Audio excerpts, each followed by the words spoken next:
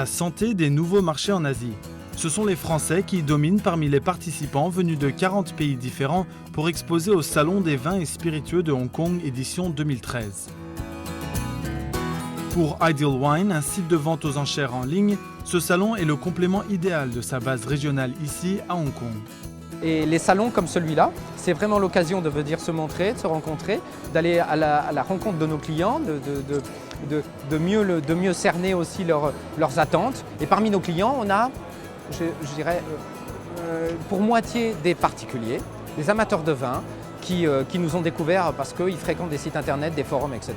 Et l'autre moitié, c'est plutôt des professionnels qui revendent du vin et qui ont trouvé en Ideal Wine une source d'approvisionnement unique sur les vieux millésimes à des prix très compétitifs.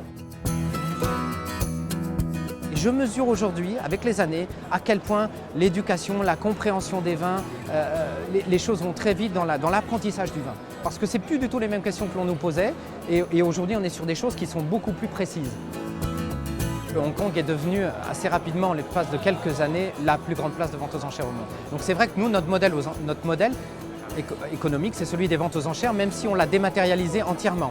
Donc on a bénéficié quelque part de cet engouement et de la communication autour des ventes. Ce qui d'ailleurs en France n'est pas forcément un avantage. La perception de l'enchère en France n'est pas du tout la même, elle est plutôt négative, ce qui a été une difficulté dans notre propre pays pour nous développer. Et ici, elle est au contraire très positive et très valorisante.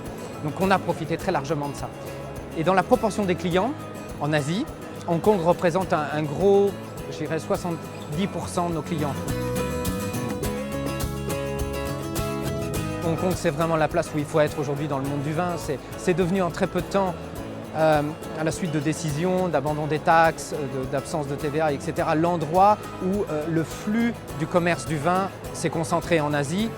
Il y a énormément de partenaires, mais aussi de concurrents, aussi bien dans le domaine de la logistique, du marketing, etc. Donc c'est vraiment l'endroit où il faut être pour pouvoir rayonner en Asie. Donc c'était tout à fait logique de venir ici.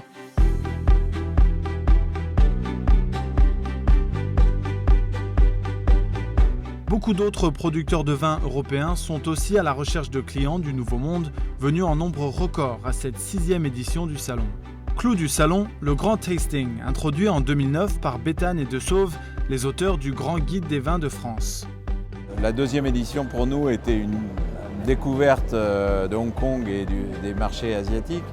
Mais je pense aussi que pour la Wine Fair, c'était une découverte de cet univers du vin, qui est un univers très particulier et assez magique. Aujourd'hui, on sent que cette 6e édition est l'édition de la maturité, aussi bien dans le design, dans le dispositif, dans la qualité des exposants et évidemment dans la qualité des visiteurs. D'abord, le premier atout de Hong Kong, c'est d'être perçu par tout le monde comme l'une des portes, ou sinon la porte d'entrée des marchés asiatiques chinois, qui est aujourd'hui un incontournable des grands marchés du vin. Donc je pense que tout producteur qui se pose la question d'aborder les marchés chinois se pose cette question en commençant par Hong Kong. Ensuite,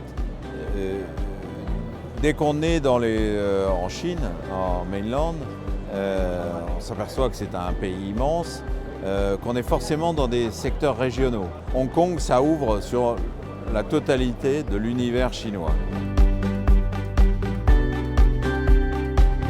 Ça a commencé à Hong Kong et c'est là que réside le nœud du développement de la consommation des bons vins français dans la Chine centrale.